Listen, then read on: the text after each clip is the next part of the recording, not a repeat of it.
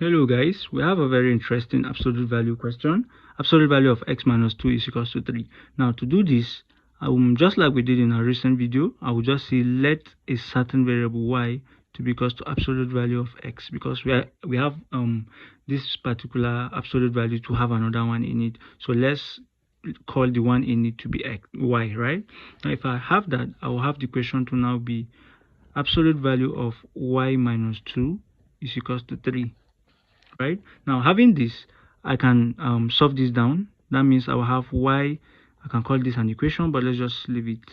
So y minus 2 to be plus or minus 3, right?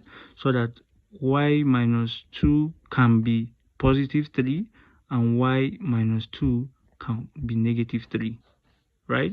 Now for this, I can have y to be 3 plus 2, 5, and y to be minus 3 plus 2 will give me a minus 1. That means we have two results for y. That's 5 and minus 1.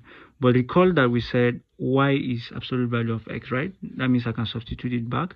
That means I'll have absolute value of x to be equals to either 5 or absolute value of x to be minus 1.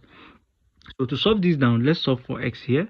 You know clearly to solve for x can only be what do we call it, plus or minus 5 for this first part, right? Now let's check out this. Is it really necessary? Will it work? Absolute value of x is equals to minus 1. Does it mean that x is equals to, let me just call this to be plus or minus 1, which implies x, I can just write it to be x can only be positive, right? I think because, sorry, plus or minus 1. What am I doing here? X is also plus or minus 1. Let's leave it this way first. Let's leave it this way. Let's check it out. For plus or minus 5, will it really work if, let's substitute absolute value of absolute x minus 2 to be 3. Let's substitute our two results. 5 for plus or minus 5, because of the absolute value, it will always be 5, right? So 5 minus 2 will always give us 3. So it's checked. But what of plus or minus 1? Let's see if it will give us 3, right?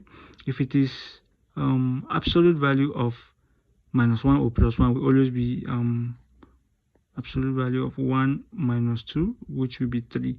And you see clearly 1 minus 2 is minus 1, which this fails, and it implies our only answer to this is plus or minus 5. Thanks for watching, and see you in the next episode.